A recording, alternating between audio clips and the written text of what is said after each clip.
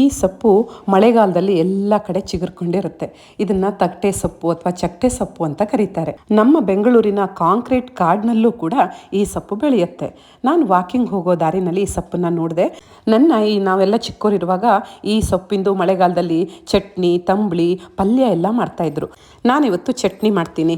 ಒಂದು ಚಮಚ ಉದ್ದಿನ ಬೇಳೆ, ಒಂದು 4 ಪೆಪ್ಪರು, ಹಾಗೆಯೇ ಧನಿಯಾ, ರುಚಿಗೆ ತಕ್ಕಷ್ಟು ಹುಣಸೆ ಹಣ್ಣು, ಹಸಿಕಾಯಿ ಹಾಕ್ಬೋದು. ನಾನಿಲ್ಲಿ ಕೊಬ್ಬರಿ ಹಾಕ್ತಾ ಇದ್ದೀನಿ. ಸ್ವಲ್ಪ ಕರ್ಬೇವಿನ ಸೊಪ್ಪನ್ನು ತೊಗೊಂಡಿದ್ದೀನಿ. ಸೊಪ್ಪನ್ನೆಲ್ಲ ಕ್ಲೀನಾಗಿ ತೊಳೆದು ಬಿಡಿಸಿಟ್ಕೊಂಡಿದ್ದೀನಿ.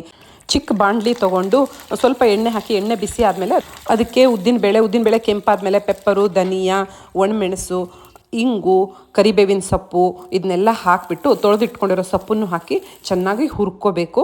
ರುಚಿಗೆ ತಕ್ಕಷ್ಟು ಉಪ್ಪು, ಸ್ವಲ್ಪ ಬೆಲ್ಲನೂ ಹಾಕಿದೆ, ಹಾಗೆಯೇ ತೆಂಗಿನಕಾಯಿ ಇದನ್ನೆಲ್ಲ ಹಾಕಿಬಿಟ್ಟು ಮಿಕ್ಸರ್ಗೆ ಹಾಕಿ ಒಂದೊಳ್ಳೆ ಮಿಕ್ಸ್ ಕೊಟ್ಟರೆ ಎಂಥ ರುಚಿಯಾಗಿರುತ್ತೆ ಗೊತ್ತಾ, ಗೊಜ್ಜು ಅಥವಾ ಚಟ್ನಿ.